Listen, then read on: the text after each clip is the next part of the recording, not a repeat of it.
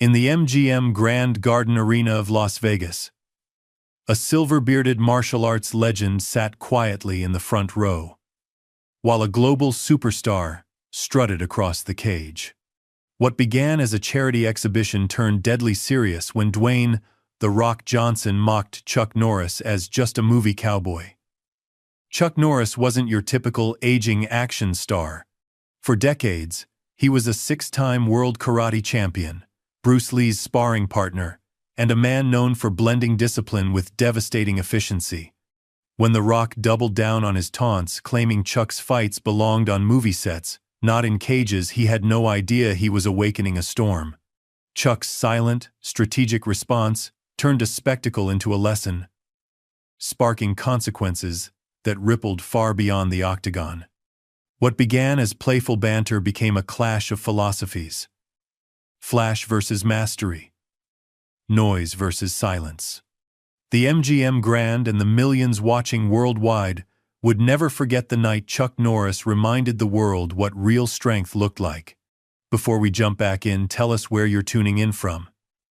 And if this story touches you, make sure you're subscribed, because tomorrow I've saved something extra special for you. The MGM Grand Garden Arena in Las Vegas pulsed with raw energy. Spotlights swept across the crowd like searchlights, illuminating a sea of expectant faces. Every seat was filled with celebrities, athletes, and fight fans packed shoulder to shoulder, their collective anticipation creating an almost physical presence in the air. Ladies and gentlemen, the announcer's voice boomed through the speakers. Welcome to Champions Unite, the biggest charity exhibition event of the year. The crowd roared as the giant screens flickered to life, showing highlight reels of the night's star-studded lineup. Famous faces dotted the front rows. Actors, musicians, sports legends, all gathered for a night where entertainment met martial arts excellence for a worthy cause. Samantha Lee adjusted her headset in the commentator's booth, her experienced eyes scanning the arena. 10 years as a sports journalist before becoming one of the most respected voices in combat sports had taught her to feel the emotional current of a crowd. "There's something electric about tonight, Jim," she said to her co-commentator. "When you get this many legends in one room, egos are bound to clash." The lights dimmed suddenly, and a familiar entrance theme thundered through the speakers. The crowd surged to their feet as pyrotechnics exploded around the entrance ramp. "If you smell what The Rock is cooking!" Dwayne "The Rock" Johnson emerged through a cloud of smoke, arms outstretched, his massive frame silhouetted against the flashing lights. The arena erupted. He wasn't there to fight, he was the celebrity guest host, the main attraction drawing eyes and donations to the charity event. The Rock strode down the aisle with the same swagger that had made him a WWE icon before his Hollywood ascension. He slapped hands with fans, posed for the cameras, and bounded up the steps into the ring with athletic grace that belied his size. Standing center stage, microphone in hand, he soaked in the adoration. Finally, The Rock has come back to Las Vegas. His catchphrase elicited exactly the response he wanted, waves of cheers washing over him. The Rock grinned, pacing the ring like he owned it. This wasn't a wrestling ring anymore, but an MMA cage specially designed for tonight's exhibition matches. Still, he commanded it with the same magnetism. "Look at that crowd," Samantha commented.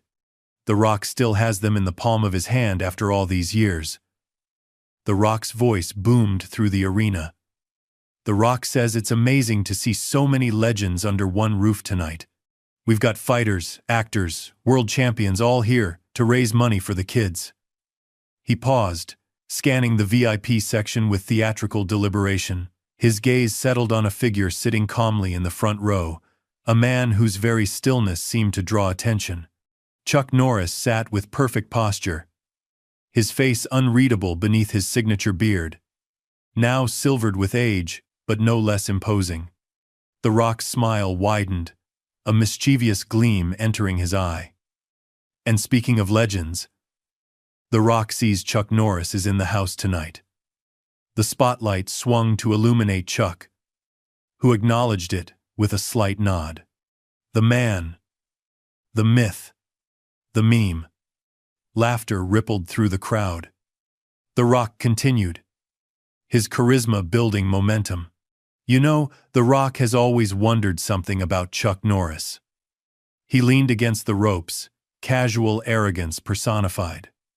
All those Chuck Norris facts, all those movies.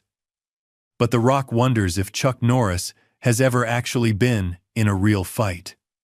The crowd's reaction was mixed. Some laughed.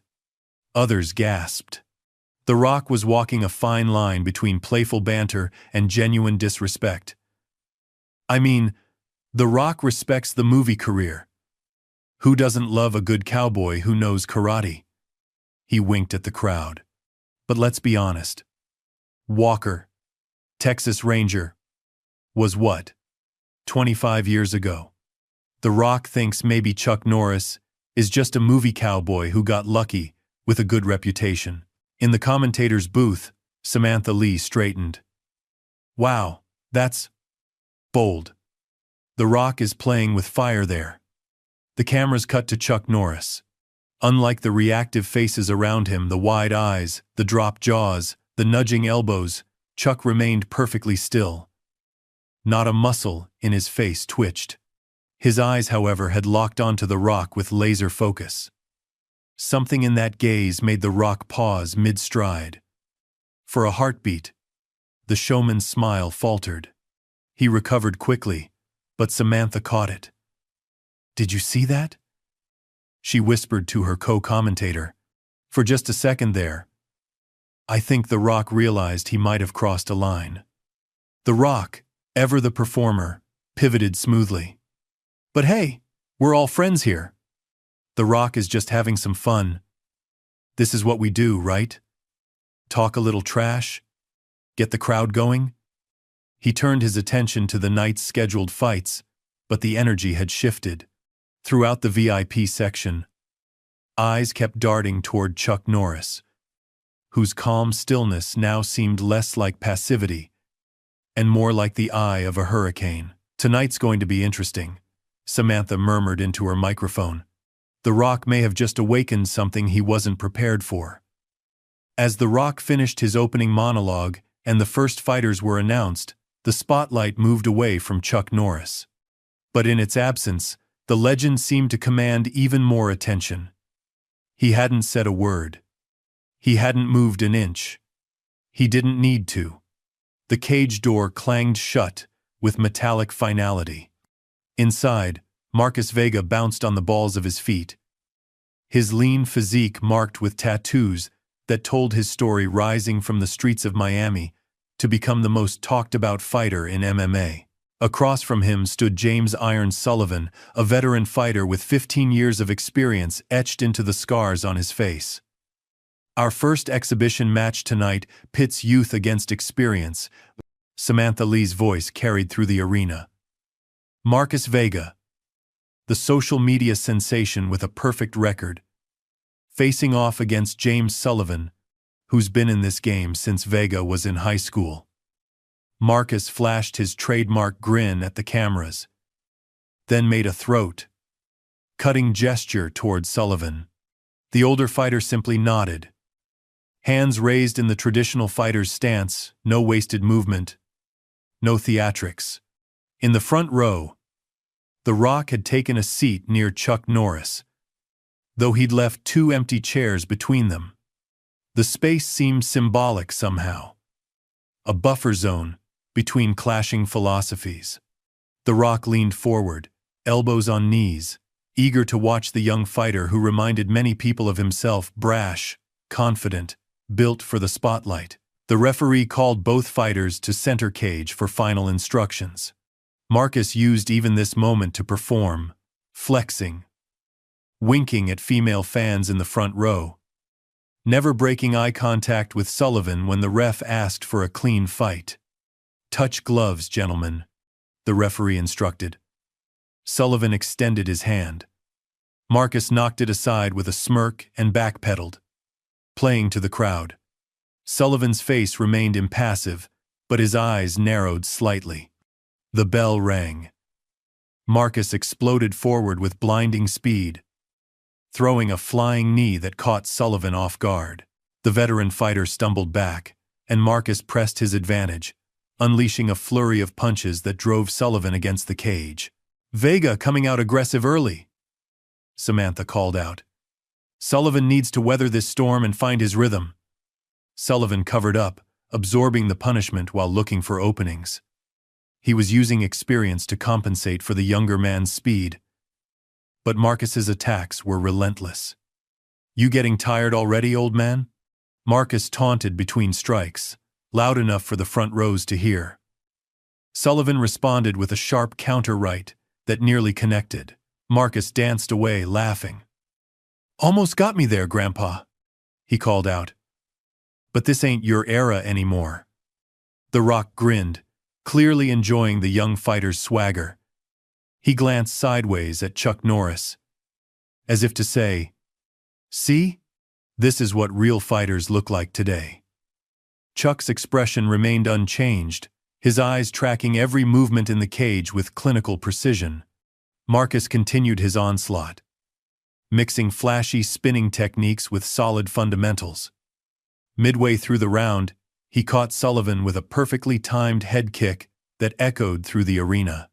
Sullivan wobbled but remained standing.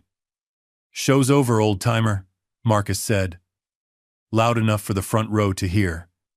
He winked at the Rock before launching into a final combination. Left hook to the body, right uppercut that snapped Sullivan's head back. Spinning back elbow that connected with devastating accuracy. Sullivan collapsed. The referee jumped in, waving off the fight. Medics rushed into the cage. Marcus didn't wait for the official announcement.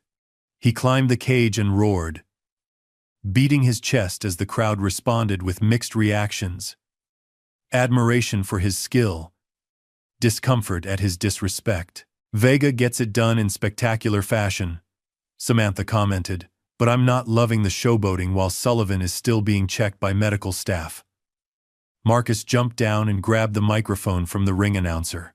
His breathing was barely labored, as if the fight had been nothing more than a warm-up. "That's how we do it in 2025, he shouted. "Old school is out! New school rules!" He strutted around the cage, playing to different sections of the crowd.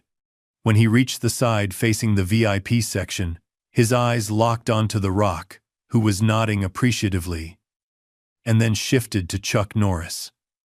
"I see some legends out there who think they could hang with me," Marcus continued, pointing directly at Chuck. "But trust me, what works in the movies doesn't work in here. This is reality."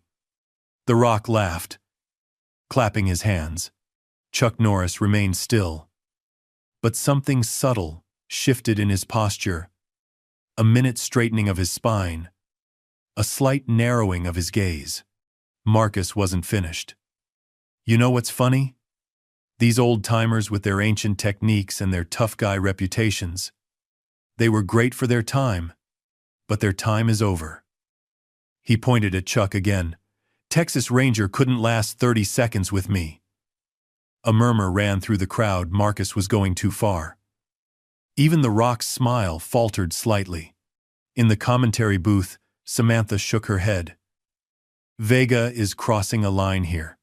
There's promoting yourself, and then there's disrespecting legends." As Sullivan was helped out of the cage, Marcus continued his victory lap, soaking in the attention. "Anyone else want to step up? Any other legends think they can hang with the new generation?" He locked eyes with the Rock, who was now caught in an uncomfortable position. The crowd sensed the tension and began to stir. Some started chanting, "Rocky, Rocky," while others called out, "Chuck, Chuck." The Rock stood up, playing to the moment. He approached the cage but stayed outside it, microphone in hand. The Rock appreciates the invitation, but this isn't the Rock's world anymore. The Rock makes movies now. He laughed, diffusing some of the tension. But The Rock does love the energy of the new generation. That fire, that confidence reminds The Rock of himself back in the day. Marcus nodded, appreciating the acknowledgement from the superstar. The Rock continued, turning slightly toward Chuck Norris. Of course, some legends never really tested themselves in the real arena, did they? They built reputations in controlled environments, movie sets, choreographed fights. The crowd reacted with a collective intake of breath. The Rock was doubling down on his earlier comments, using Marcus's victory as ammunition. In the commentary booth, Samantha Lee leaned forward. He's calling out Chuck Norris again. This isn't just playful banter anymore. The cameras panned to Chuck Norris, who hadn't moved from his seat. His expression remained unreadable, but there was something different in his eyes now, a cold intensity that made several nearby spectators shift uncomfortably in their seats. Marcus, feeding off The Rock's comments, jumped back in. That's right. There's a big difference between movie fighting and real fighting. I respect the legends. But let's be real. Half of them would get destroyed in today's game. The crowd's reaction was split. Younger fans cheered Marcus on, while others began to boo the disrespect. A chant started in one section. Chuck! Chuck! Chuck! It spread slowly at first. Then, with gathering momentum, The Rock tried to regain control of the moment, but the chant grew louder. Marcus scoffed, playing to his supporters. You want to see Chuck Norris in here? Trust me, you don't. It wouldn't be pretty. The chanting grew louder. Chuck! Chuck! Chuck! All eyes turned to the legend in the front row, who had yet to speak a single word or make a single unnecessary movement since the night began. The atmosphere in the arena had transformed completely from the festive opening. Now it crackled with tension. The collision of ego and legacy, showmanship and substance. Two generations of fighting philosophy were about to clash, and everyone could feel it coming. The chants continued to build, rippling through the arena like waves against a shore. Chuck! Chuck! Chuck! The Rock stood at the edge of the cage, microphone still in hand, caught between playing to the crowd and maintaining control of the situation he'd created. His charismatic smile remained in place, but a new calculation worked behind his eyes. Listen to that, he said, gesturing to the crowd. Sounds like the people want to see if the legend lives up to the myth.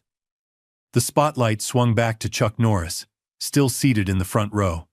At 75, his frame remained solid, his posture perfect.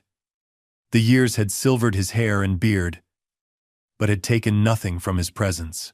If anything, age had distilled it, concentrated it into something more potent. Marcus Vega leaned against the cage, grinning. I don't think he wants any of this, he called out, loud enough to be heard without the microphone. Smart move, old-timer. Samantha Lee's voice cut through the moment. For those just joining us, we're witnessing an unexpected situation developing at the Champions Unite charity exhibition. Dwayne "The Rock" Johnson and rising MMA star Marcus Vega appear to be calling out martial arts legend Chuck Norris. Her co-commentator cleared his throat. Sam, it's worth remembering that while Chuck Norris is known to the younger generation for internet memes, he's a legitimate martial arts pioneer. 6-time world karate champion, trained with Bruce Lee. And he hasn't responded to any of this provocation. Samantha cut in. Which, frankly, speaks volumes. The Rock, sensing the crowd's growing anticipation, decided to escalate. He had crossed a line, and now the only way forward was through. He stepped closer to where Chuck Saturday. The Rock respects Chuck Norris's contributions to martial arts films, but let's be real here, there's a world of difference between choreographed movie fights and stepping into this cage. He gestured expansively. The Rock transitioned from the wrestling ring to Hollywood, but at least The Rock proved himself in real competition first. The crowd responded with a mixture of cheers and boos. The Rock wasn't used to divided reactions, and it fueled something in him, a need to win over the room completely, to dominate the narrative. Telling and preparing this story took us a lot of time, so if you are enjoying it, subscribe to our channel. It means a lot to us. Now back to the story. Tell you what, Chuck, he continued, his voice dropping to a more serious tone. Why don't you show these people what you've really got? Step into this cage. No cameras, no directors, no second takes, just you, and, well, The Rock wouldn't want to embarrass a legend. So maybe you can start with someone more your speed. Laughter rippled through sections of the crowd, but it was nervous laughter. The Rock was walking a dangerous line between entertainment and genuine disrespect. Unless, of course, you're just a cowboy in boots, not a fighter in heart. The words hung in the air. A hush fell over the arena, as if everyone collectively held their breath. And then, without fanfare, Chuck Norris stood up. The simple action silenced every voice in the arena. He made no dramatic gestures, offered no trash talk in return. He simply rose to his full height, straightened the cuffs of his dress shirt, and turned his gaze directly at The Rock. The Rock faltered for a split second before recovering his showman's composure. Ladies and gentlemen, it looks like Chuck Norris might actually… Chuck! Chuck! Chuck! The chant resumed. Louder now, drowning out The Rock's attempt to control the narrative. The energy in the room had shifted palpably. What had started as The Rock's show was becoming something else entirely. In the commentary booth, Samantha leaned forward. In all my years covering combat sports, I've never felt an arena shift allegiance so quickly. There's something happening here that goes beyond the usual spectacle. Chuck Norris began walking toward the cage steps. His movements unhurried, but purposeful. Security personnel glanced at each other uncertainly, then stepped aside. No one was going to be the person who stopped Chuck Norris. Marcus Vega's cocky grin faltered slightly as Chuck approached. He backed away from that side of the cage, trying to play it off as giving the legend space rather than a retreat.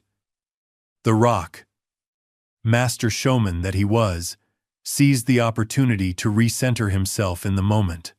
He moved to the cage door and held it open with theatrical flourish.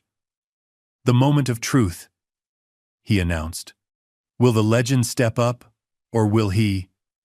Chuck Norris stepped past him without acknowledgement, entering the cage with the same calm presence he'd displayed all evening. His eyes briefly met Marcus Vega's, and the young fighter instinctively backed up another step before catching himself. Inside the cage now, Chuck stood relaxed but perfectly balanced. He had removed his suit jacket, revealing a simple button-down shirt that did little to hide the fact that, even in his 70s, he maintained the physique of a man decades younger. The Rock followed him into the cage, microphone still in hand, determined to maintain his role as the center of attention. Well, he said, circling slightly, playing to the cameras. The legend actually stepped up. The Rock is impressed already. Chuck remained silent, his eyes following The Rock's movement with unnerving focus. The question is, The Rock continued, his voice carrying the theatricality that had made him famous. Was this a good idea? Chuck Norris may have been something in his day, but his day was, what? 40 years ago? The crowd's reaction was mixed. Some cheered The Rock's boldness. Others booed the disrespect shown to a legend. The division fueled The Rock's performance. If he couldn't win everyone over, he'd at least make sure they were all engaged. Don't get The Rock wrong, he said, moving closer to Chuck. The Rock respects what you've accomplished. The movies, the memes, you've had a great run. But this is reality. He gestured to the cage around them. No stunt doubles here, Chuck. No second takes. Throughout this speech, Chuck Norris had not moved, had not spoken. His stillness was becoming unnerving, even to The Rock. In the face of such calm, The Rock's words seemed to grow hollow, his gestures increasingly theatrical. Marcus Vega, sensing the moment slipping away from both of them, stepped forward. "Hey, let me show the legend how we do things in 2025, he offered with a smirk. "Hold up," The Rock said, raising a hand. "This isn't your moment, kid." His smile didn't reach his eyes. The Rock wasn't about to share the spotlight he'd created. Chuck Norris finally moved. It was a simple shift of weight, a subtle change in stance, but it drew every eye in the arena. Without speaking a word, he had taken control of the moment. He looked at The Rock with clear, steady eyes, then made a simple, "come ahead" gesture. With one hand, the crowd erupted. "Oh my God," Samantha exclaimed from the commentary booth. Chuck Norris just invited The Rock to back up his words. The Rock's expression froze somewhere between his showman's smile and genuine surprise. This wasn't how he had expected the moment to unfold. He had called out someone he believed would either decline the challenge or respond with words of his own, creating a verbal sparring match. The Rock knew he could win. Instead, he faced a man who had skipped all pretense and gone straight to the challenge itself. The Rock was trapped. He had pushed too far to back down without losing face, yet something in Chuck's calm confidence suggested he might be out of his depth. For perhaps the first time in his career, The Rock had lost control of the narrative. "Well," he said, buying time, adjusting the microphone in his hand, "The Rock thinks—" Chuck reached out and gently took the microphone from The Rock's hand. The simple action, neither aggressive nor rushed, nevertheless demonstrated a speed that belied his age. He turned the microphone off and handed it to a production assistant outside the cage. No more words. No more showmanship. Just two men in a cage, with thousands watching to see what would happen next. The Rock, suddenly without his primary weapon, his voice felt exposed. But years in the wrestling ring had taught him to adapt. He rolled his shoulders, flexed his impressive physique, and moved into a fighting stance of his own. "Rocky, Rocky," half the crowd chanted. "Chuck! Chuck!" the other half responded. In the center of the cage, two generations of action stars faced off. One built on charisma and showmanship, the other on quiet, lethal competence. The legend and the superstar. The cowboy and the wrestler. Silence and spectacle. And everyone knew whatever happened next would become the stuff of legend itself. The MGM Grand Garden Arena fell into an expectant hush as Chuck Norris ascended the 4 steel steps leading to the cage. Every movement he made was deliberate, unhurried, carrying the weight of decades of discipline. At 75, his body moved with a fluid economy that belied his age, each step precise, balanced, nothing wasted. The cage door swung open with a metallic creak that seemed to echo in the silence. Samantha Lee's voice barely rose above a whisper in the commentary booth. "In 30 years of covering combat sports, I've never felt an arena this quiet with this many people in it." Inside the octagon, The Rock stood with his feet planted wide, his massive frame casting a long shadow under the overhead lights. His expression wavered between his showman's confidence and a new uncertainty. This wasn't following the script he'd imagined when he first called out the legend. Chuck Norris was supposed to laugh it off, or respond with words of his own, creating the kind of verbal sparring match The Rock had mastered over decades in WWE rings and on movie sets. Instead, Chuck had simply accepted. And in doing so, he'd changed the rules of engagement entirely. Chuck stepped through the threshold of the cage door. his presence somehow expanding to fill the space, despite his modest stature compared to The Rock's imposing physique. He rolled his shoulders once, a small, efficient movement, and adjusted the cuffs of his dress shirt. He hadn't bothered changing into athletic wear.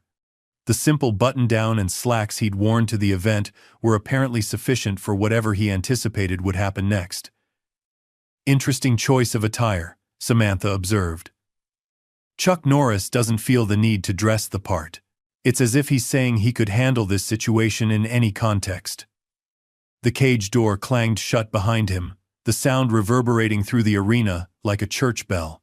Security personnel exchanged uncertain glances, clearly unsure of their role in this unplanned confrontation. One of them reached for his radio, likely seeking guidance from management, but stopped when he caught the intensity of focus in the crowd. No one wanted to be the person who interrupted this moment. The Rock, ever the professional, recovered his composure quickly. He stepped forward, his movements exaggerated and theatrical, playing to the cameras, even in this unexpected situation. "Well, well," he said, his voice carrying without a microphone through the silent arena. The legend actually stepped up. He circled slightly, rotating his massive shoulders. The Rock is impressed already. Chuck remained motionless in the center of the cage, his feet positioned in what martial arts practitioners would recognize as a neutral stance, neither aggressive nor defensive, perfectly balanced and ready to transition in any direction. His hands hung loose at his sides, not clenched into fists but not completely relaxed either. His breathing was calm, almost meditative, the disciplined breath control of someone who had spent a lifetime mastering his body. The Rock continued circling, each step deliberately placed, his wrestler's instinct for positioning never abandoning him even in this unusual context. "The question is," he said, maintaining his third-person cadence, "was this a good idea? Chuck Norris may have been something in his day, but his day was, what, 40 years ago?" Chuck's eyes tracked The Rock's movement with unnerving focus, his head barely moving, his body rotating only as much as necessary to keep The Rock centered in his field of vision. It was the economy of movement that had defined his fighting style for 6 decades, no wasted energy, no unnecessary motion. In the front row, Marcus Vega leaned forward, his earlier cockiness giving way to a student's analytical attention. He had risen to the top of modern MMA through flashy techniques and social media savvy, but something in Chuck's stillness was triggering a recognition of something deeper than spectacle. "This isn't right," Marcus muttered to his coach sitting beside him. "Rock's moving too much. Burning energy. The old man's just waiting." His coach nodded grimly. "That's the difference between someone who learned fighting as entertainment and someone who learned it as combat." The crowd's energy had transformed from the typical bloodlust of fight fans into something more nuanced, a collective holding of breath, a sense of witnessing something rare and valuable. Phones remained raised, recording every second, but the usual shouts for violence had quieted to murmurs of anticipation. "Don't get The Rock wrong," The Rock continued, moving closer to Chuck. "The Rock respects what you've accomplished. The movies, the memes, you've had a great run. But this?" He gestured to the cage around them. "This is reality." He emphasized the last word, his voice dropping an octave. "No stunt doubles here, Chuck. No second takes." Throughout this speech, Chuck had not moved, had not spoken. His stillness was becoming unnerving, even to The Rock, whose words seemed to lose substance in the face of such complete composure. The Rock was accustomed to opponents who matched his energy, who shouted back, who postured and preened, creating the back and forth that entertainment fighting required. Chuck's silence was disrupting his rhythm, making his theatrical movements seem increasingly hollow. In the commentary booth, Samantha Lee leaned toward her microphone. "What we're seeing here is fascinating. The Rock is a master of controlling narrative through words and energy. Chuck Norris is countering with absolute stillness, and it's working. The Rock seems increasingly uncomfortable with the silence. The Rock's circuits around Chuck had gradually tightened, bringing him closer to the martial arts legend with each pass. Now, only a few feet separated them. The size difference was pronounced, the Rock towering over Chuck, his frame wider, more muscular, showcasing the aesthetic power built through modern training techniques and nutrition. Chuck, by contrast, possessed a different kind of physical presence. Decades of martial arts training had created a body of functional strength rather than showcased muscle. His posture spoke of potential energy coiled and ready, but never tense. Years of discipline had erased any unnecessary movements from his behavioral vocabulary. Marcus Vega, sensing the moment slipping away from both himself and The Rock, stood up and called out from ringside. "Hey, let me show the legend how we do things in 2025. His voice carried a forced bravado, an attempt to reclaim some of the spotlight. "Hold up," The Rock said, raising a hand without taking his eyes off Chuck. "This isn't your moment, kid." The dismissal was clear, the message unmistakable. The Rock wasn't about to share this stage he'd created, even as he felt it shifting beneath his feet. Chuck Norris finally moved. It was a simple shift of weight, a subtle change in stance, but it drew every eye in the arena. Without speaking a word, he had taken control of the moment, simply by engaging it on his terms. He looked at The Rock, with clear, steady eyes, then made a simple, "come ahead" gesture, with one hand. The movement was minimal, a slight forward motion of his palm, but its meaning was unmistakable. The crowd erupted in response, thousands of voices releasing the tension they'd been holding. Samantha Lee's exclamation captured the collective reaction. "Oh my God!" Chuck Norris just invited The Rock to back up his words. The Rock's expression froze somewhere between his showman's smile and genuine surprise. This wasn't how he had expected the moment to unfold. He had called out someone he believed would either decline the challenge or respond with words of his own, creating a verbal sparring match. The Rock knew he could win. Instead, he faced a man who had skipped all pretense and gone straight to the heart of the challenge itself. There would be no promo battle, no exchange of catchphrases. Chuck Norris had cut through the theater and reduced the moment to its essence. Two men, one cage, a test of skill. The Rock was trapped by his own creation. He had pushed too far to back down without losing face, yet something in Chuck's calm confidence suggested he might be stepping into waters deeper than he'd anticipated. For perhaps the first time in his storied career, The Rock had lost control of the narrative. "Well," he said, buying time, adjusting the microphone in his hand. "The Rock thinks." Chuck reached out and gently took the microphone from The Rock's hand.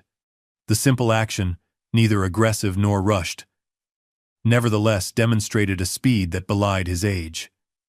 He turned the microphone off and handed it to a production assistant outside the cage. No more words. No more showmanship. Just two men in a cage, with thousands watching to see what would happen next. The Rock. Suddenly, without his primary weapon, his voice felt exposed in a way he hadn't experienced since his earliest days in the wrestling ring. But years of performing in hostile environments had taught him to adapt. He rolled his shoulders, a practiced movement designed to showcase his impressive physique, and settled into a fighting stance of his own, wide, theatrical, but grounded in the legitimate combat training he'd received throughout his wrestling career. "Rocky! Rocky!" half the crowd chanted, their voices rising in rhythmic support. "Chuck! Chuck!" the other half responded, the dueling chants creating a sonic manifestation of the philosophical clash unfolding in the cage. In the center of the octagon, two generations of action stars faced off, one built on charisma and showmanship, the other on quiet, lethal competence. They represented different eras, different approaches to both combat and celebrity. The Rock, the modern multimedia star, whose persona was carefully crafted across social platforms and marketing campaigns. Chuck, the old-school icon who had built his reputation through skill rather than self-promotion. The cage, designed for violence and spectacle, had transformed into something else entirely. A vessel of tension so thick it seemed to absorb the arena's light. The typical pre-fight energy of bloodlust and adrenaline had given way to something more nuanced, a collective sense of witnessing a moment where something beyond physical prowess was being tested. The Rock, master of the moment, decided to seize control through action. He began to circle, bouncing slightly on the balls of his feet, playing to the crowd with exaggerated movements. This was familiar territory for him, working the audience, building anticipation. Chuck pivoted smoothly to track him, wasting no motion, his eyes never leaving the Rock's center mass. The contrast in their movement philosophies couldn't have been more pronounced. The Rock dynamic and expansive, Chuck efficient and contained. "The silence from Chuck Norris is deafening," Samantha commented. In an age of constant self-promotion, his refusal to engage in the verbal battle is almost shocking. The Rock feinted forward, testing Chuck's reactions. The older man didn't flinch, didn't overreact, just made the minimum adjustment necessary to maintain optimal distance. The feint revealed nothing about his capabilities or intentions. And this seemed to unsettle the Rock further. Frustration flickered across the Rock's face. His usual tactics weren't working. He was used to opponents who matched his energy, who engaged in the back and forth that made for good television. Chuck's stillness was throwing him off balance more effectively than any physical attack could have. "Come on, Chuck," the Rock finally said, breaking the silence. "Show me something. Anything." He moved forward more deliberately now, closing distance. Hands raised in a fighter's guard that mixed his wrestling background with boxing fundamentals he'd learned for film roles. The crowd leaned forward collectively, thousands of bodies moving as one. This was it, the moment contact would be made. The point where theater would give way to reality. Chuck waited, perfectly balanced, until the Rock committed to a jab, quick but telegraphed. More about testing reactions than landing cleanly.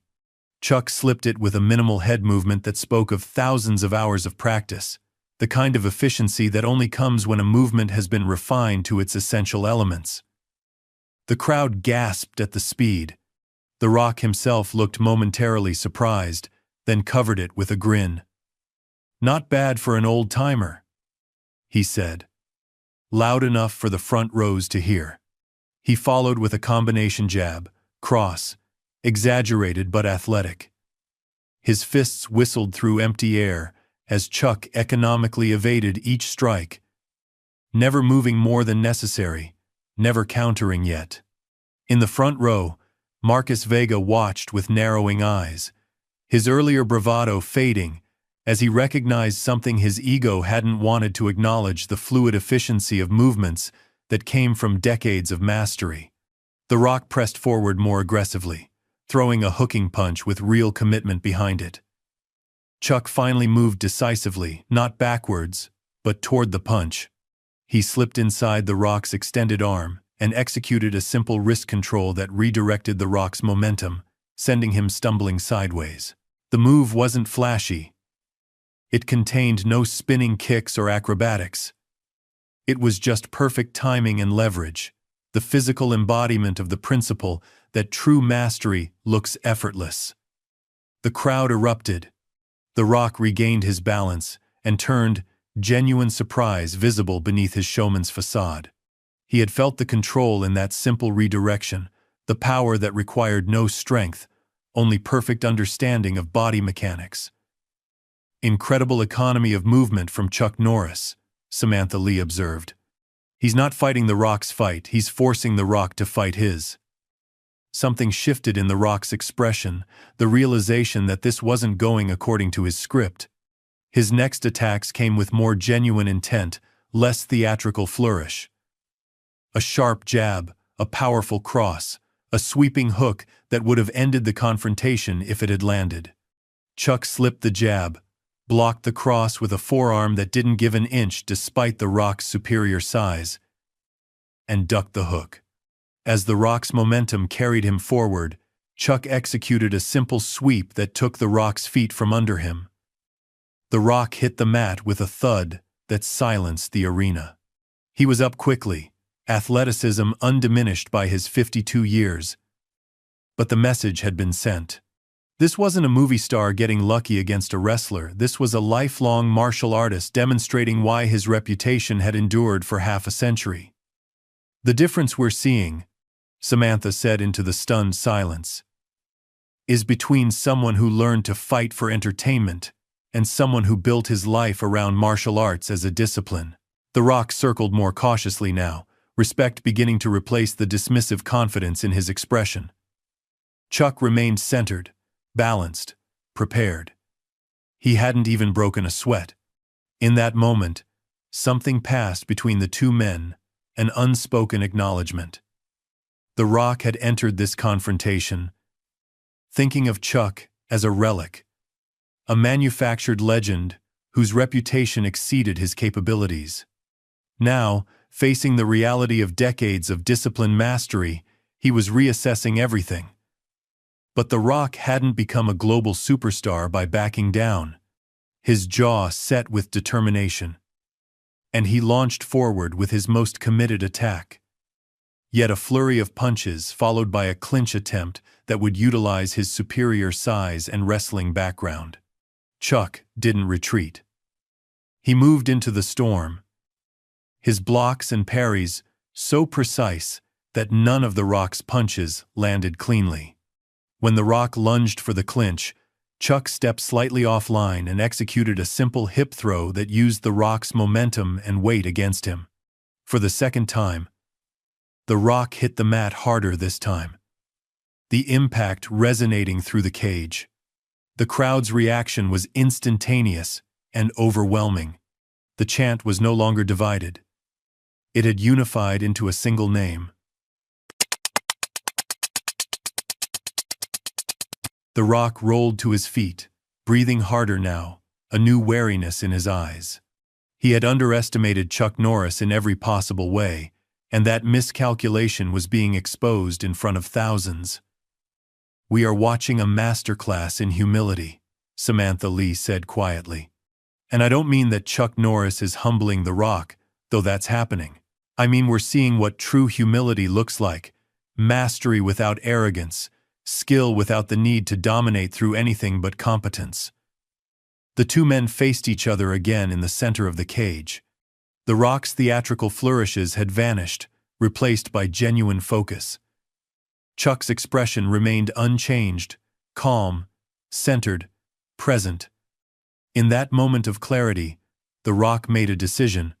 Instead of continuing what was becoming an increasingly one-sided demonstration, he lowered his hands and nodded to Chuck a fighter's acknowledgement of respect. Chuck responded with a small nod of his own, the first real response he'd shown to any of The Rock's actions or words all night. The crowd, sensing the shift, held its collective breath. This wasn't following the usual script of confrontation, build-up, and violent resolution that both sports and entertainment had conditioned them to expect. This was something more nuanced, more genuine, a moment of mutual recognition between two men who had taken very different paths to legendary status. The unfolding scene was like watching two philosophical approaches to life itself, made manifest through these representatives of different eras. One built on external validation and spectacle, the other on internal mastery and quiet competence. But the moment of potential resolution was shattered as Marcus Vega suddenly vaulted into the cage. The crowd's roar slowly subsided into a charged murmur as medical staff attended to Marcus Vega. The young fighter sat on the canvas, still gasping for air, his expression oscillating between physical pain and the deeper sting of humiliation. What had begun as his triumphant night, a showcase of the new guard's dominance, had devolved into a stark lesson in the difference between confidence and arrogance. The simple palm strike from Chuck Norris had collapsed not just his diaphragm, but the entire edifice of his self-image. In the center of the cage, The Rock and Chuck Norris stood barely 3 feet apart. The physical contrast between them was striking. The Rock's massive frame, sculpted through decades of modern fitness science and relentless training, towered over Chuck's more modest stature. Yet in this moment, presence wasn't measured in inches or pounds. The Rock's breathing came heavier now, not from exhaustion but from the humbling realization dawning across his features. Sweat glistened on his forehead under the arena lights, while Chuck remained dry. His breathing unchanged, as if the brief, physical exchange had required no more exertion than a casual stroll. Samantha Lee leaned forward in the commentary booth, her voice hushed with reverence. "Ladies and gentlemen, what we're witnessing transcends sport or entertainment. This is philosophy made manifest, a living demonstration of the difference between those who train for applause and those who train for mastery." The Rock stepped back, creating space between himself and Chuck. His typical showman's smile had vanished, replaced by something rarer, genuine introspection. He glanced at Marcus, still attended by medical staff, then back at Chuck, whose expression remained impassive but not unkind. "The Rock came out here tonight with something to prove," he began, his voice carrying a gravity that silenced the murmurs. The third-person persona that had become his trademark now sounded less like a gimmick and more like a man trying to process an unexpected truth through the distance of narrative. The Rock thought he was showing strength by challenging a legend, but The Rock just learned what real strength looks like. He turned to Chuck Norris. "It doesn't announce itself. It doesn't need to." The crowd responded with appreciative applause, sensing they were witnessing something authentic amid an evening planned as entertainment. The Rock continued, finding his rhythm in this unexpected moment of humility. "The Rock has been in this business for nearly 30 years. WWE, Hollywood, you name it. The Rock has worked with the biggest, the baddest, the most talented people on the planet." He paused, glancing at Chuck. "But The Rock just learned more about fighting, about discipline in 2 minutes than in 30 years of entertainment." Across the cage, Marcus Vega had regained his feet, assisted by medics. His face burned with embarrassment as he tried to slip out of the cage unnoticed. The Rock, however, wasn't finished with the lesson. "Hold up, young blood," he called to Marcus. "You need to hear this too." Marcus froze, caught between pride and the reality of what had just happened to him. His shoulders tensed, his jaw clenched. For a moment, it seemed he might ignore The Rock's call, might choose the temporary comfort of retreat over the harder path of facing his humiliation. But something in The Rock's tone, not mocking, but urgent with the need to share a realization, made him turn back. The Rock beckoned him forward. Reluctantly, Marcus approached, his usual swagger replaced by a stiff, defensive posture. His eyes darted between The Rock and Chuck Norris, uncertainty replacing the cocky certainty that had defined him just minutes earlier. "The Rock sees himself in you," The Rock said, surprising both Marcus and the crowd. "Talented, confident, born to entertain." He paused, looking between Marcus and Chuck. "But tonight, The Rock learned something he wishes he'd understood 20 years ago." He gestured toward Chuck Norris, who stood quietly, his presence more commanding in stillness than The Rock's had been in full performance mode.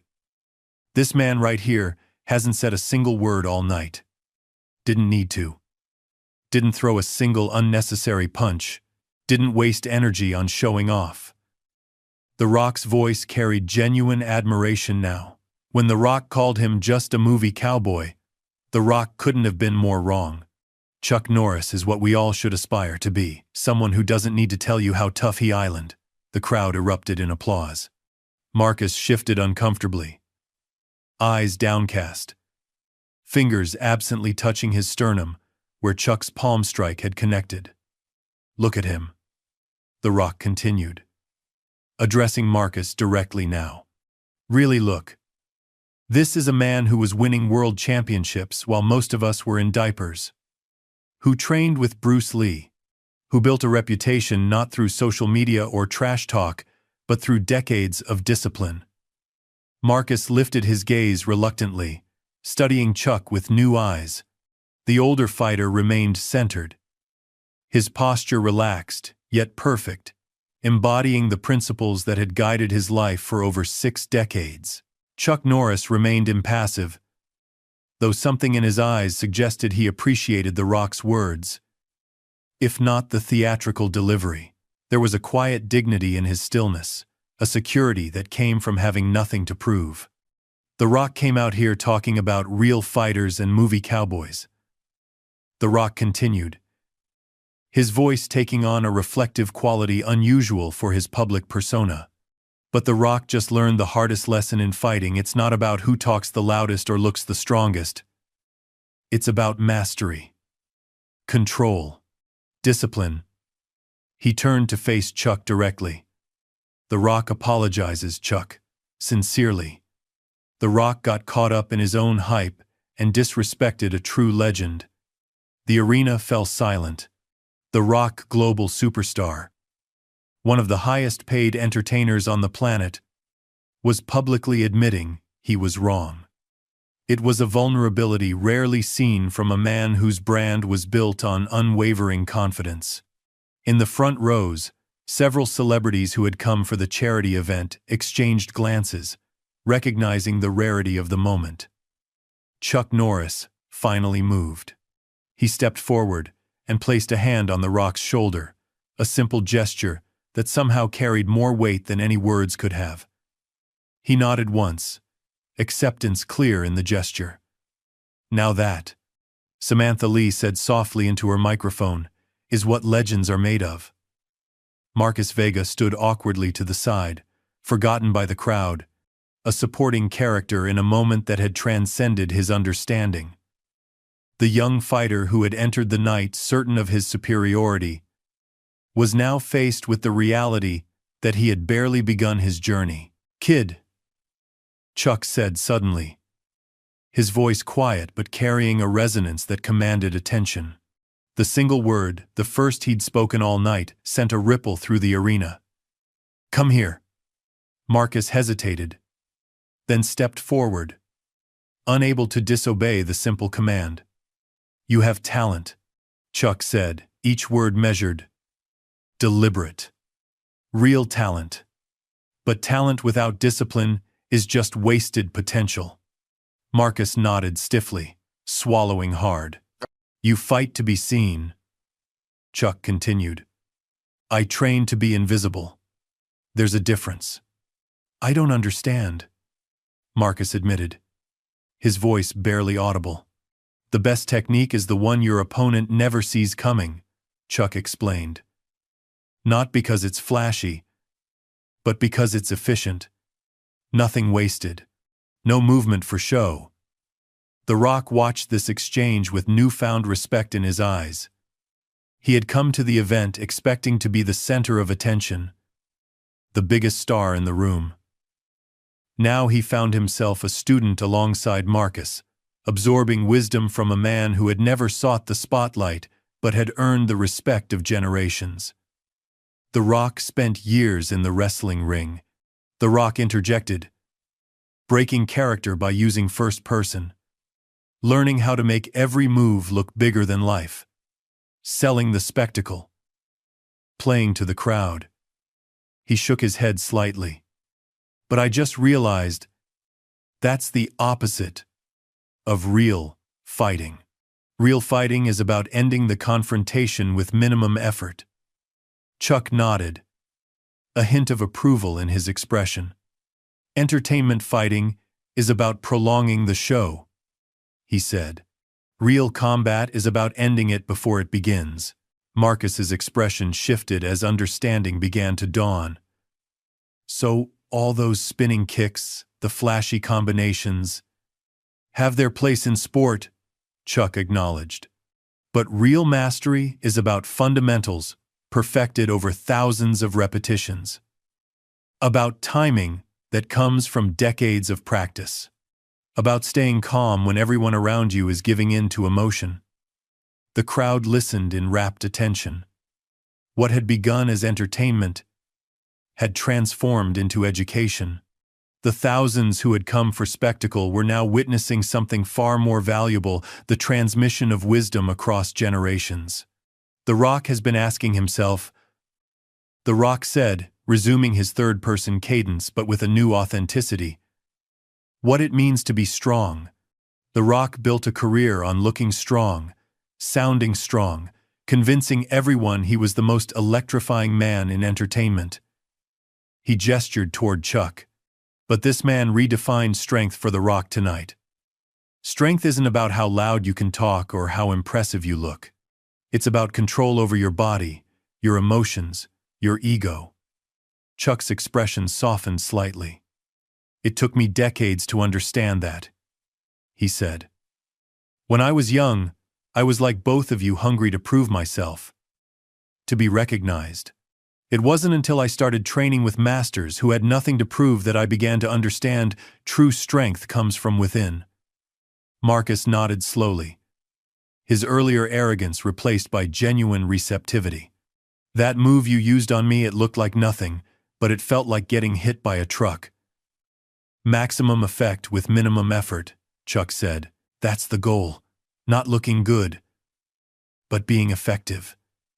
In the commentary booth, Samantha Lee whispered to her co-commentator, This has gone beyond a viral moment. This is turning into a legitimate philosophical exchange about the nature of martial arts and strength itself. The Rock, sensing the significance of the moment, gestured to a nearby production assistant. Get this man a microphone, he said, pointing to Chuck. People need to hear this.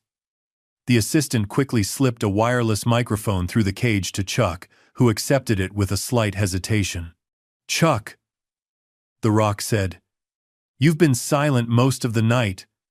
While The Rock and this young man, he gestured to Marcus, have been talking non-stop.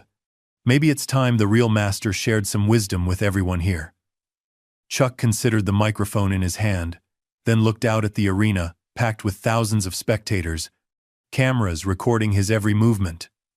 For a moment, it seemed he might decline, might choose to keep his philosophy to himself. Then he raised the microphone. Fighting isn't about looking good, he began, his voice steady and clear. It's about being effective. It's not about impressing others, it's about mastering yourself. The crowd fell completely silent, hanging on every word. I've spent 7 decades studying martial arts, Chuck continued. The longer I trained, the more I realized how little I knew. The mark of a master isn't confidence. It's humility. The understanding that there's always more to learn, always room to improve. He turned to Marcus. You have physical gifts I never had. You're faster, stronger than I was at your age. But gifts without discipline are just potential. And potential means nothing until it's realized through work thousands of hours when no one's watching, no one's filming, no one's cheering. Marcus nodded, absorbing the lesson with growing respect in his eyes. Chuck turned to The Rock. And you have a platform, a voice that reaches millions. That's a different kind of power. With it comes responsibility to model not just physical strength, but strength of character. The Rock nodded solemnly, accepting the gentle rebuke without defensiveness. True strength, Chuck concluded, isn't about dominating others. It's about mastering yourself. It's not measured by how many people know your name, but by how you conduct yourself when no one is watching. He handed the microphone back to The Rock, having said all he needed to say in just a few sentences, embodying the economy and communication that mirrored his physical efficiency. The arena erupted in applause, not the frenzied roar of entertainment, but the deeper appreciation of wisdom recognized. Parents turned to children, pointing at Chuck, explaining who he was and what he represented. Older fans nodded in vindication, their respect for the legend renewed and validated. Younger spectators watched with newfound appreciation for a man many had known only through internet memes. The Rock stepped forward, microphone in hand. "The Rock wants to thank Chuck Norris," he said, his theatrical persona now serving to elevate Chuck rather than himself. "Not just for stepping into this cage tonight, but for teaching The Rock, teaching all of us what real strength looks like." He turned to the crowd. "The Rock has been in arenas all over the world. The Rock has heard his name chanted by millions. But tonight, The Rock is proud to lead a chant for someone who deserves it more." He raised his hand, leading the crowd. "Chuck! Chuck! Chuck!" The arena joined in, the chant building to a crescendo that seemed to shake the foundations of the building. In that moment, with thousands chanting his name, Chuck Norris remained exactly as he had been throughout the night. Composed, centered, present. He acknowledged the adulation with a small nod, neither feeding off it nor rejecting it, simply accepting it as one more experience in a lifetime dedicated to mastery. In the front row, Marcus Vega joined the chant, any remaining traces of his earlier arrogance washed away by genuine respect. The young fighter who had entered the night certain he represented the future of combat was now faced with the humbling realization that the old master still had lessons to teach that transcended generations, techniques, and trends. The Rock watched the crowd's reaction, a new understanding visible in his expression. He had built a career on commanding attention, on being the most charismatic person in any room. Yet here was Chuck Norris, commanding even more respect through his restraint, his discipline, his unshakable centeredness.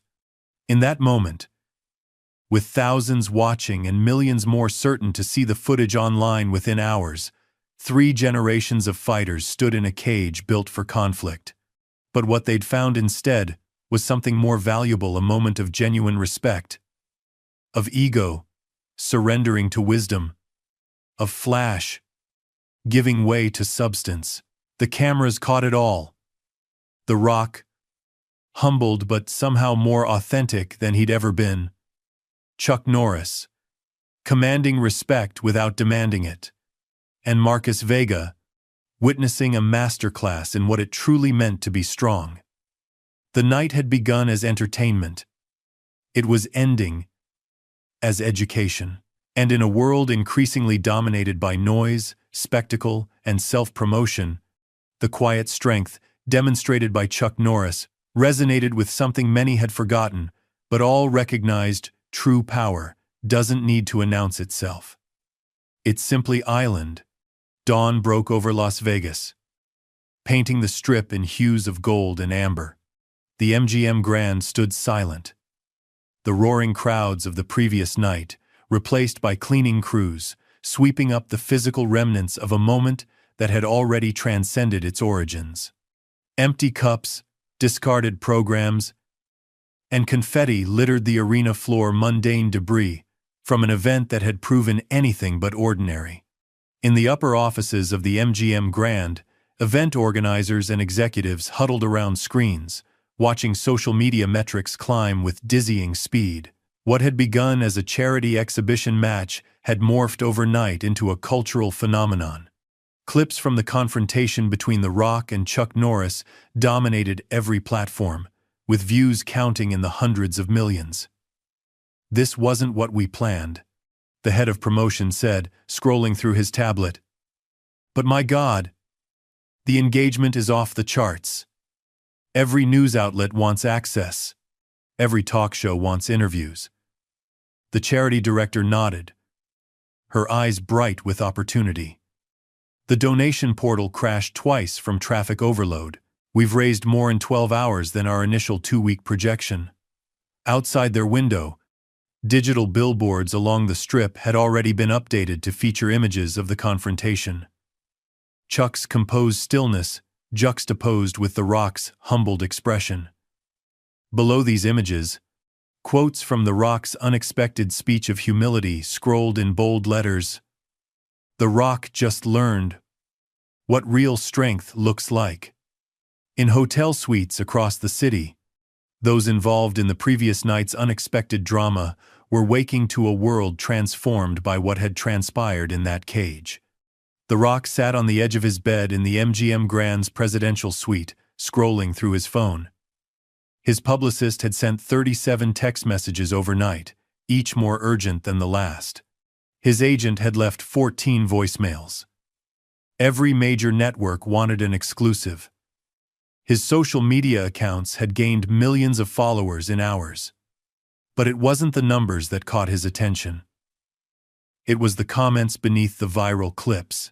Never respected The Rock more than when he admitted he was wrong. That moment when Chuck Norris controlled the room without saying a word. This is what real strength looks like. First time I've seen genuine humility from a celebrity. My son asked me to explain what happened, showed him it's never too late to learn respect. The Rock set down his phone, a thoughtful expression replacing his usual camera-ready smile. In 20 years of stardom, he'd experienced every form of adulation the entertainment world had to offer. But this morning, he was feeling something new. A different kind of respect. Not for his charisma, or his physique, or his box office draw, but for the humility he'd shown in the face of a lesson he hadn't expected to receive. His phone buzzed with a text from his agent. Good morning. Every talk show in America wants you. What do you want to do? Fallon's offering prime slot tonight. Kimmel tomorrow. Name your price. The Rock thought for a moment, then typed, Nothing yet. This isn't about publicity. The agent's response was immediate. You're the #1 trending topic, globally. We need to capitalize. The Rock stared at the message, feeling a clarity he hadn't expected. He typed simply, Give me 48 hours. Something more important to do first. He set the phone down and walked to the window, looking out over the Vegas skyline. The city was waking up, but something in him had already awakened a recognition that perhaps the constant pursuit of more attention, more acclaim, more spotlight, had been missing something essential. Across town, in a more modest hotel suite at the Bellagio, Chuck Norris completed his morning routine of meditation and stretching the same discipline he'd maintained for over 60 years. His movements were fluid, precise, unchanged by age or the events of the previous night. The discipline that had defined his life continued regardless of external validation or attention. His phone had been turned off since before the event. The notifications, interview requests, and viral metrics meant nothing to him. When his longtime manager had called the hotel landline with news of the social media explosion, Chuck had listened politely, then asked about the charity donations. Learning they had quadrupled expectations, he'd expressed satisfaction, then returned to his morning routine. A soft knock at the door interrupted his final stretches. He opened it to find a hotel staff member holding a handwritten note. Mr. Norris, this was left for you at the front desk. Chuck thanked him quietly and unfolded the note. It was brief, written in a bold hand. Thank you for the lesson. Not just in fighting, but in strength of character. I meant what I said last night. Would like to continue the conversation if you're willing. Room 2701. DJ. Chuck allowed himself a small smile, the first real expression he'd shown since the entire affair began. He carefully folded the note and placed it in his wallet. Meanwhile, in a sleek downtown high-rise gym, Marcus Vega pounded a heavy bag with focused intensity. Gone were the flashy combinations and exaggerated movements designed to impress onlookers. Instead, he worked with quiet precision. Each strike, deliberate, efficient. His coach watched from the corner, arms crossed. Different approach today, he observed. Marcus paused, wiping sweat from his brow. I got embarrassed in front of the whole world last night. By a 75-year-old man who barely moved. His coach nodded. And what did you learn from it? Is a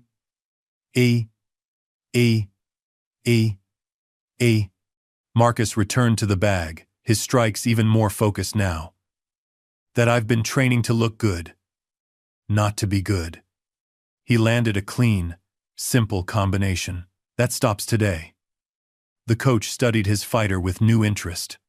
Marcus had been his most talented student but also his most frustrating, blessed with natural abilities, but cursed with an ego that made him resistant to deeper instruction. Now, something had shifted. You know, the coach said carefully. I tried to tell you this for 2 years. Marcus nodded, not breaking his rhythm on the bag. I wouldn't have listened. I needed to feel it. He stopped, turning to his coach. Can we cancel the media appearances this week? The podcast interviews? The sponsorship meetings? The coach raised an eyebrow. You've been chasing those opportunities since day one. I need to focus on fundamentals, Marcus said, a new seriousness in his tone. No cameras. No audience. Just work. Across the country, millions of people were starting their day with the viral footage of what was already being called the lesson. Morning shows played the clips on repeat. Commentators analyzed every movement, every word. Social media feeds overflowed with memes and moment-by-moment breakdowns. But beyond the entertainment value, something deeper was resonating with viewers. In an age of constant self-promotion, where the loudest voice often commanded the most attention, the sight of Chuck Norris commanding respect through silence and skill struck a powerful chord. Parents showed the clips to children, using them to discuss the difference between confidence and arrogance. Martial arts schools reported surge in enrollment inquiries, specifically from adults, citing a desire to learn real discipline, not just techniques. Business leadership forums were already dissecting the exchange as a case study in authentic versus performative authority. Back in Las Vegas, Samantha Lee sat in an empty conference room at the MGM Grand, recording a special podcast episode analyzing the previous night's events. 3 major networks had already reached out with job offers based on her commentary during the confrontation. What we witnessed wasn't just an unexpected confrontation between icons, she said into the microphone. It was a clash of philosophies that transcended the individuals involved. She paused, collecting her thoughts. The Rock represents the modern approach to strength, charismatic, larger than life, built for cameras and audiences. He's a product of an era where your personal brand is as important as your actual abilities.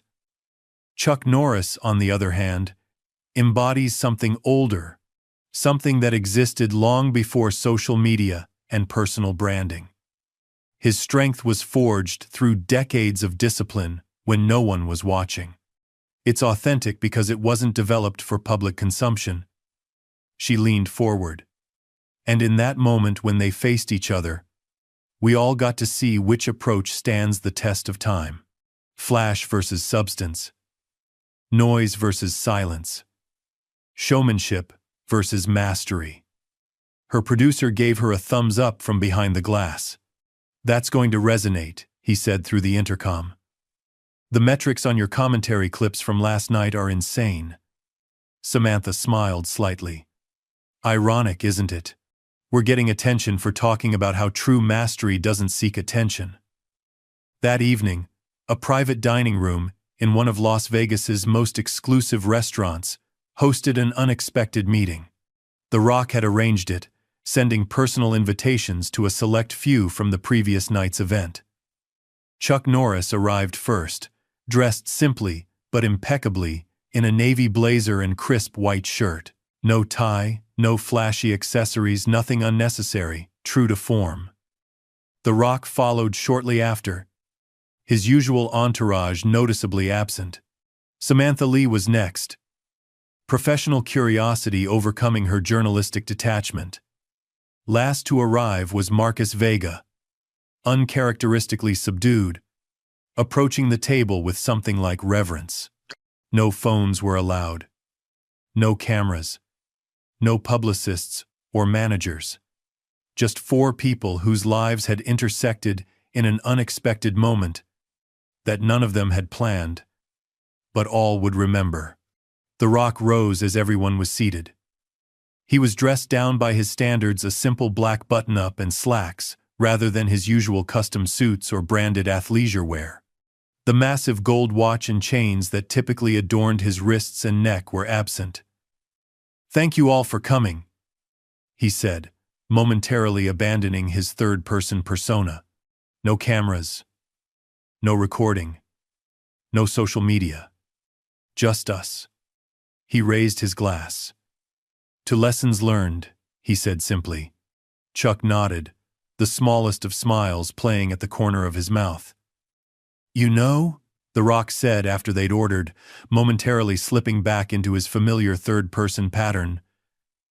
The Rock has spent his entire career cultivating a certain image, being the biggest, the loudest, the most electrifying man in the room. He shook his head slightly. And then last night, The Rock got completely overshadowed by a man who didn't say a single word. Chuck's smile widened slightly. "Words are overrated," he said. His voice quiet, but carrying a resonant depth that commanded attention more effectively than any shouting could have. "Most people talk too much and listen too little." Marcus, who had been silent since arriving, finally spoke. "I've been watching the footage all day. That move you used on me, it looked like nothing. Felt like getting hit by a truck." There was genuine wonder in his voice. "How?" "Efficiency," Chuck replied simply. "No wasted energy. No movement for show." "Could you teach me?" Marcus asked, the brash confidence of the previous night replaced by genuine humility. Chuck studied the young fighter for a long moment. "Depends. Are you willing to learn without an audience? To practice for years? Before showing anyone?" Marcus nodded slowly, a new understanding dawning in his eyes. Samantha Lee watched this exchange with professional interest. "You've all become part of something bigger than yourselves," she observed. "The footage has gone beyond viral. It sparked genuine discussions about what strength really means, what commands respect in today's world."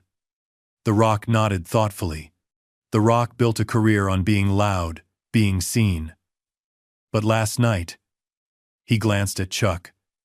The Rock learned that true legacy is built in silence, through discipline when the cameras are off.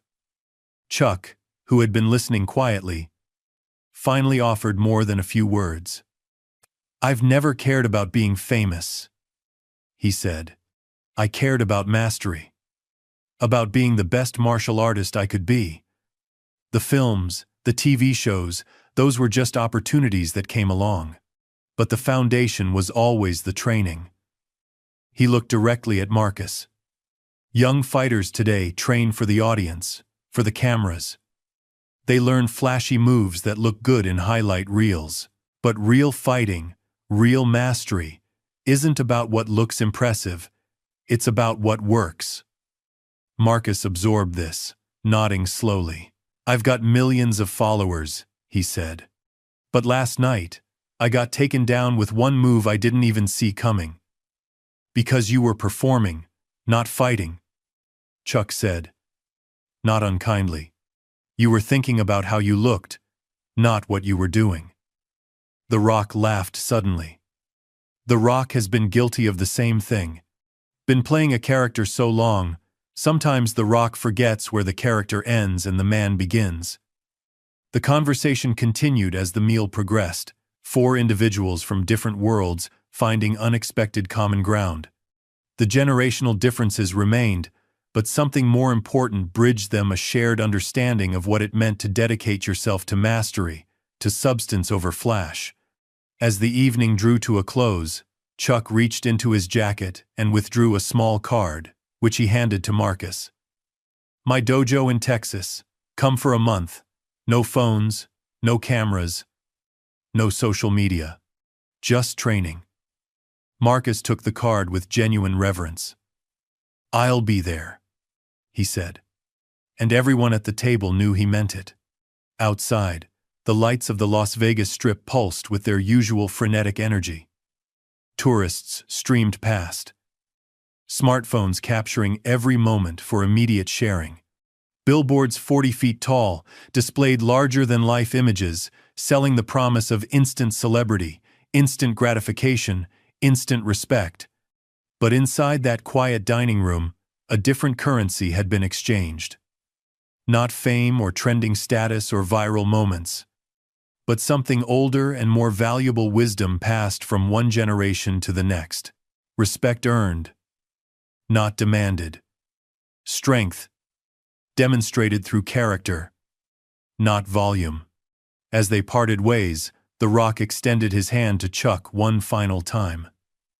The Rock may have started this as entertainment, he said, genuine respect in his voice. But he's finishing it as a student. Chuck took his hand. The best fights, he replied quietly, are the ones we have with ourselves.